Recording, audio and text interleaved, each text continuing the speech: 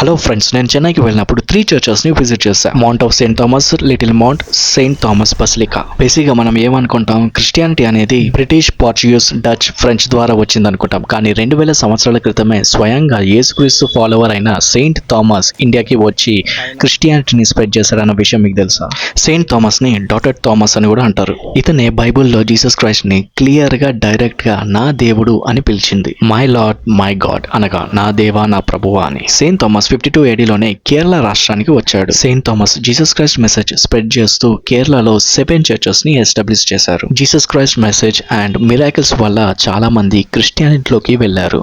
They are first early Christians in India. ఇదే mount of Saint Thomas. ఇక్కడే Saint Thomas prayer లో ఉండగా కొంతమంది వెనుకల నుంచి వచ్చి అతన్ని వీపు భాగంలో పొడిచి చంపేశారు. ఆయనతో ఉన్న కొంతమంది శిష్యులు కొంత దూరంలో ఉన్న మరీనా బీచ్ పక్కనే ఆయనని పాతి పెట్టడం జరిగింది. అంతటితో యేసుక్రీస్తు స్వార్థ ఎండ్ అవ్వలేదు. జీసస్ క్రైస్ట్ మెసేజ్ ని ఆయన శిష్యులు మళ్ళీ స్ప్రెడ్ చేయడం మొదలు పెట్టారు. This is a Saint Thomas cross. స్వయంగా సెయింట్ థామస్ అనే చేతులతో చెక్కిన క్రాస్ ఇది. ఇక్కడ నుండి లిటిల్ మౌంట్ కి వెళ్దాం. ఇదే లిటిల్ మౌంట్. కొంత దూరంలోనే ఈ చర్చ్ ఉంది. ఇక్కడే సెయింట్ థామస్ నివసించాడు. ఇక్కడ చిన్న మ్యూజియం ఉంది. జూలై 3న సెయింట్ థామస్ ఫీస్ట్ డేగా క్యాథలిక్ చర్చెస్ నిర్వహిస్తాయి. ఇది లిటిల్ మౌంట్ లో ఉన్న చిన్న మ్యూజియం. సెయింట్ థామస్ బాడీ దగ్గర ఆయన శిష్యులు ప్రార్థన చేస్తున్నట్లు దృశ్యం ఇది. Beautiful place, beautiful church. It's raining here. ఇది ఒక స్టోన్. ఇందులో నుంచి సెయింట్ థామస్ వాటర్ ని రప్పించాడు. స్వయంగా సెయింట్ థామస్ సృష్టించిన బావి ఇది. సెయింట్ థామస్ జీసస్ క్రైస్ట్ గురించి ప్రకటించేటప్పుడు చాలా మంది వినడానికి వచ్చేవారు. వాళ్ళ కోసం వాళ్ళ దాన్ని తీర్చడానికి బావి తవ్వారంట. ఇక్కడ రాశారు దీని చరిత్ర.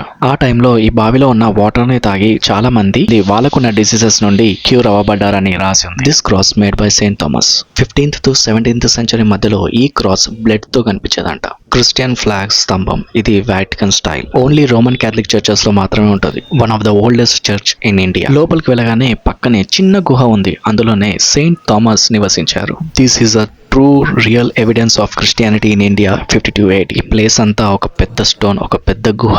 దీన్ని స్వయంగా సెయింట్ థామస్ నిర్మించుకున్నాడు. చరిత్ర అనేది దాచిపెడితే తాగనిది అన్నమాట. లోపల సెయింట్ థామస్ విగ్రహం ఉంది. ఇక్కడే ఆయన ప్రార్థన చేసేవారంట. This is a stone where he used to pray. ఆయన ప్రేయర్ చేసేటప్పుడు ఈ స్టోన్స్ కి ఆయన చేతి గుర్తులు ఉన్నాయి. 1st to 3rd century వరకు రోమన్స్ క్రైస్తవులని చాలా దారుణంగా చంపేసేవారు. జీసస్ క్రైస్ట్ మెసేజ్ నచ్చని కొంతమంది సెయింట్ థామస్ ని చంపడానికి వచ్చినప్పుడు ఆయన అదిగో ఆ చిన్న గుహలో దాక్కునేవాడంట. చిన్న గుహలో ఇంకో చిన్న గుహ అన్నమాట. ఫ్యాక్ట్ ఏంటంటే జీసస్ క్రైస్ట్ ఆయన డిసైపుల్స్ కి ముందే చెప్పేస్తాడు వాళ్ళందరూ ఎలా చనిపోతారో. ఇది సెయింట్ థామస్ బసిలికా.